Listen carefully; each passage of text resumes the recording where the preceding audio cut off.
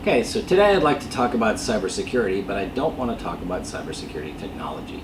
I want to talk about how cybersecurity is presented in the media and our national attitude toward this war that we're fighting in cyberspace.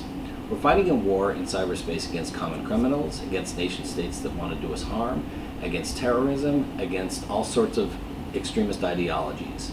We need to adopt an attitude that is positive, that shows that we can win this war. So much of what I read in the cybersecurity media talks about statistics indicating that things are getting worse by the day, how we'll never be able to stop them, how we can't really keep them out, we'll just have to try to limit the damage, etc.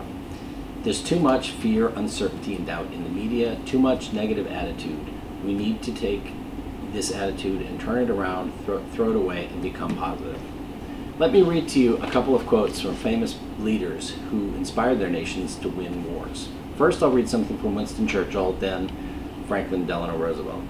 Churchill said, in the early part of World War II, when it was not at all clear that we would win, this: "But if we fail, then the whole world, including the United States, including all that we have known and cared for, will sink into the abyss of the new dark age, made more sinister and more protracted by the lights of perverted science. Therefore, let us brace ourselves to our duties and bear ourselves so that if the British Empire and its Commonwealth last for 1,000 years, men will say this was their finest hour." Roosevelt said, "This great nation will endure as it has endured, will revive, and will prosper." So first of all, let me assert my firm belief that the only thing we have to fear is fear itself. Nameless, unreasoning, unjustified terror which paralyzes needed efforts to convert retreat into advance. Imagine if these men had said the kinds of things we read in the cybersecurity media today. "Oh my goodness, the Germans are building more and more weapons and their army is growing by the day, and we'll never be able to stop their bombers, and boy, they really have good engineers that know how to build good airplanes, and oh my goodness, don't even get me started on the Japanese. Those guys are really aggressive fighters and they never give up, and they have good technology too." We wouldn't have won the war. You can't go into a war with this losing attitude that pervades so much of our cybersecurity discussions, so much of our cybersecurity media today. So, in order to bolster that assertion that we can win, let me provide or look at some of the resources that in the United States we can bring to bear on this war. First of all, we have a rich and powerful culture and tradition of invention and innovation, which we will need in large measure to fight this war successfully. Think back through history of the great American inventors. We have Thomas Edison with the light bulb and numerous other inventions, Henry Ford, the Wright brothers, Robert Fulton with the steamboat.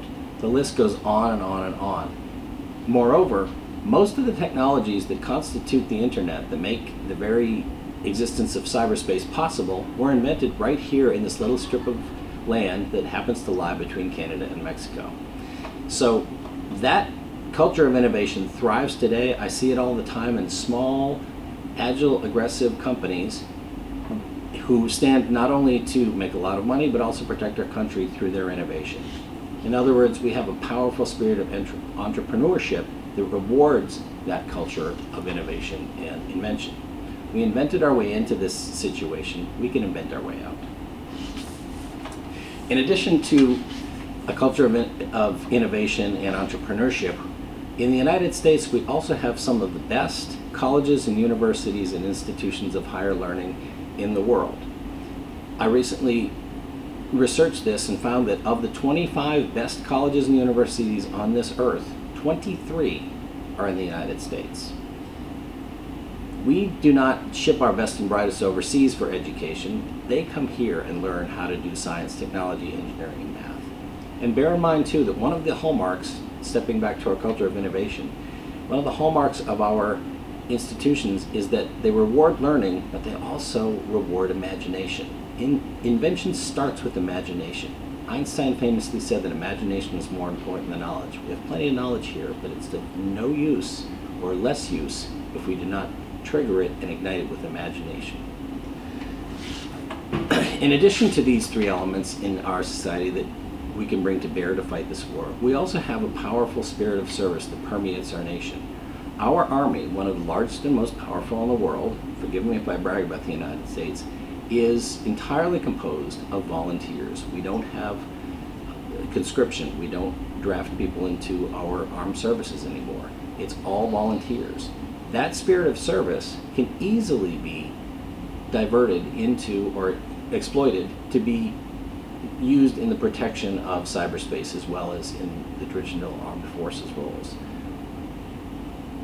Finally, although there's a lot of economic problems of which we're all aware, the United States still has a lot of money, and we could bring a lot of these forces to bear with a little bit more money invested into the cybersecurity realm. So let's put it all together. We have a culture of innovation. We have entrepreneurship that thrives on that culture of innovation. We have colleges and universities that provide the necessary technical background to make those things possible. We have a spirit of service to animate people's motivations, and we have money to get it done. With all this to bring to bear, there's no doubt in my mind that we can win this war against the bad guys in cyberspace. But first, we have to get rid of the fear, uncertainty, and doubt and replace it with a spirit of optimism and certainty that we can win this war. If I were 19 years old and considering a career, would I want to join up with the losing side? No, I'd want to join up with the winning side. Let's present to those young people a scenario in which they win, in which they protect this country from the bad guys, and can use their intelligence, their innovation, their energy in the best possible way in the service of their country and in the service of their own careers. That's what we need to do. We need to get positive, not negative. Enough of the FUD.